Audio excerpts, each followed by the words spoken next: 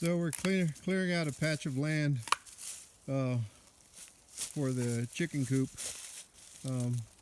This is where the chicken coop is going to go.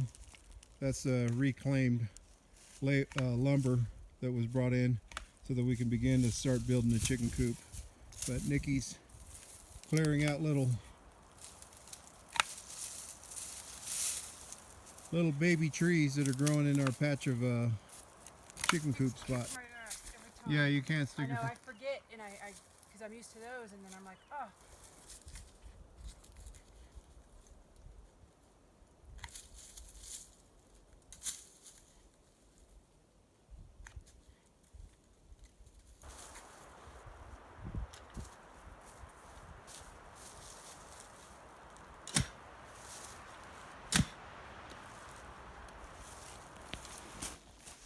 What you doing, Boo?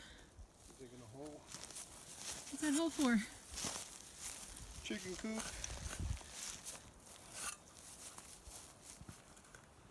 So we can eat chickens and chicken products.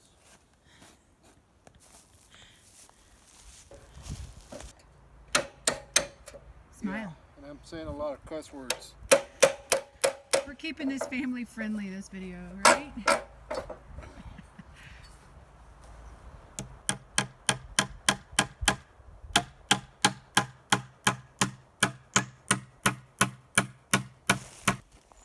Kai, are you helping? So one here? Yep.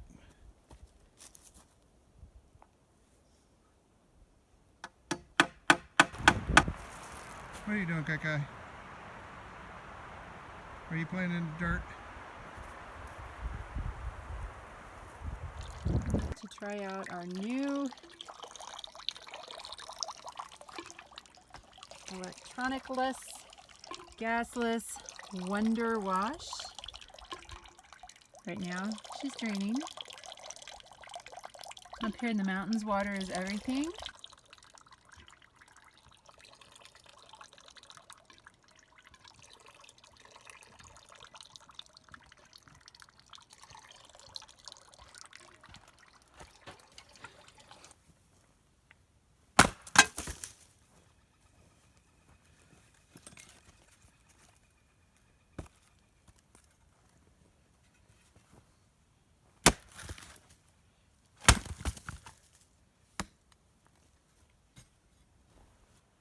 Hi, it's the Viking.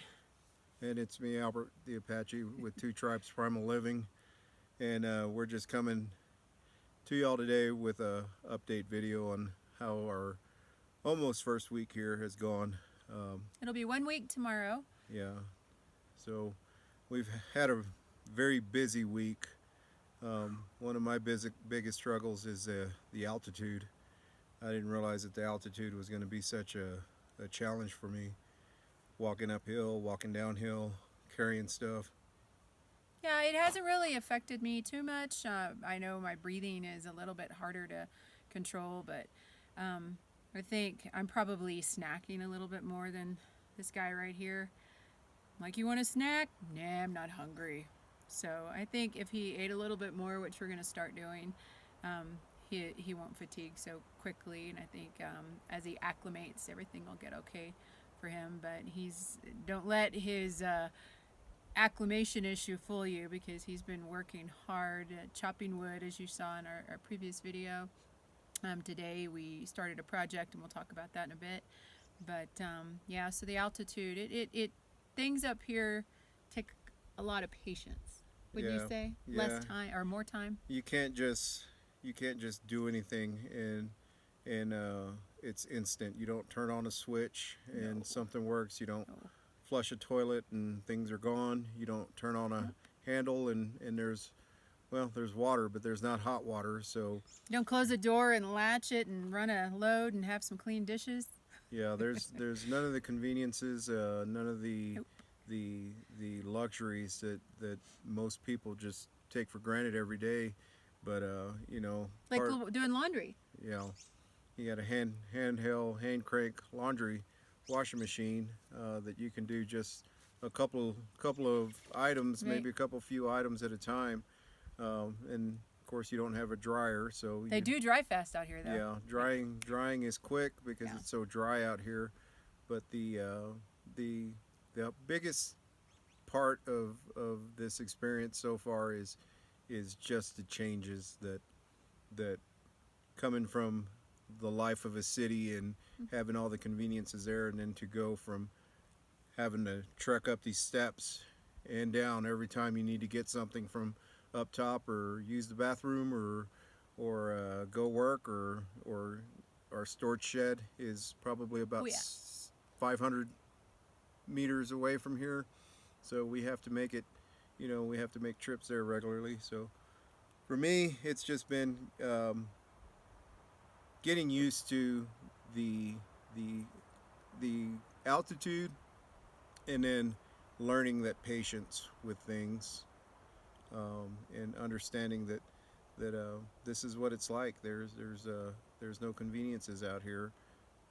Even going into town, I would figure we'll probably go into town once a week to check the mail, which is about a 15-20 minute drive down the side of a mountain, or up the mountain to get here, down to get to town. So, but other than that, Nikki probably share some experiences with you so Yeah, far. it's actually it's been a little bit of a roller coaster ride for me.